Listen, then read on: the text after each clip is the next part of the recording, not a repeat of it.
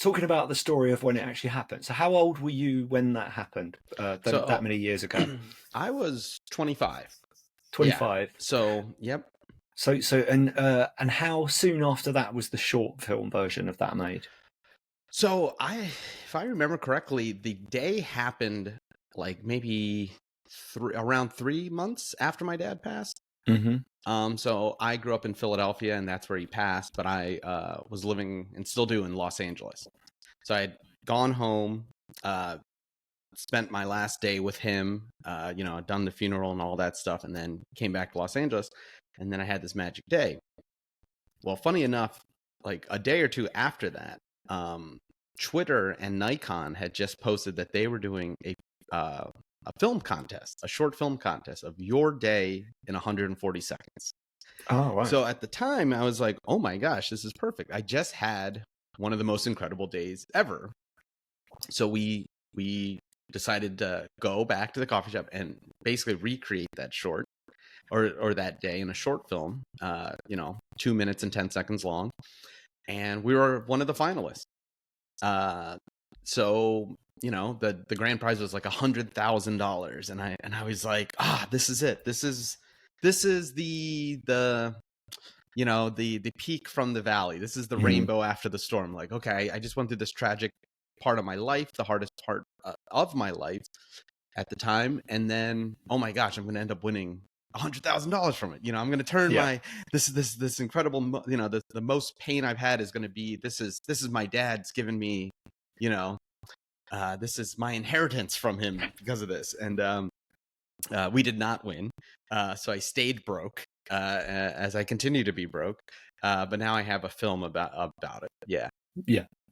And also, just to put into perspective, so back then, because you actually work in, I guess, is it television? Would you describe it as like sports stuff? Yes. Is it? So yeah, I'm a sports producer for Fox Sports, who's obviously mostly TV, but I work on the digital side of things. Yeah. So I do your podcast, anything on Facebook, YouTube, anything like that. So yeah, right. but in sports. So I'm at the World Cup.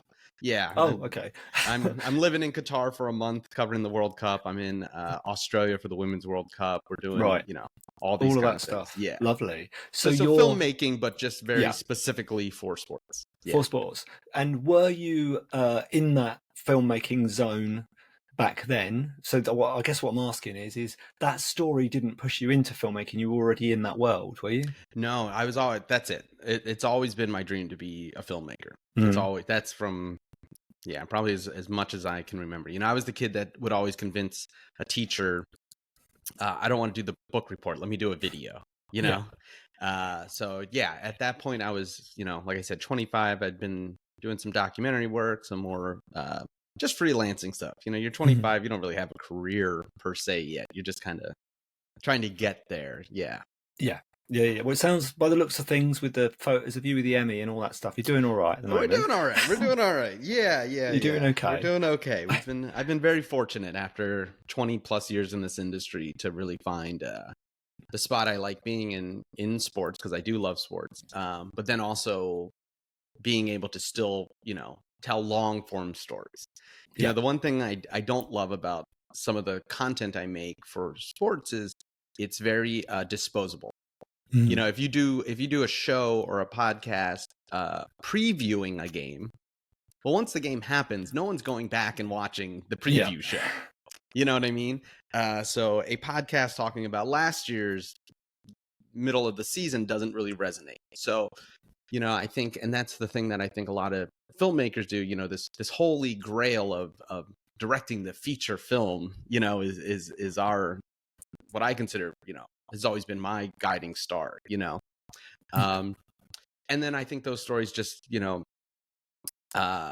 to last longer, tend to have the chance to tell, and sometimes I'm making a TikTok that's 60 seconds long. This thing is a 90-minute story about watching your dad die. It's a different beast altogether. So yeah, I bet.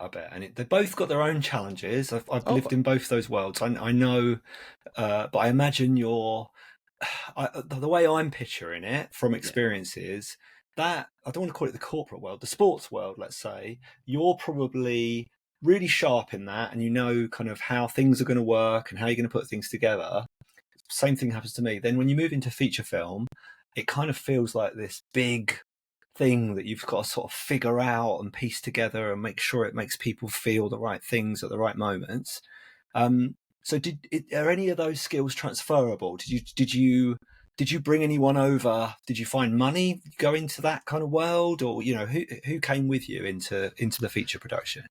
I mean, yes, like, yeah, I think my goal too is, like, when I'm creating stuff, is you're always learning from something.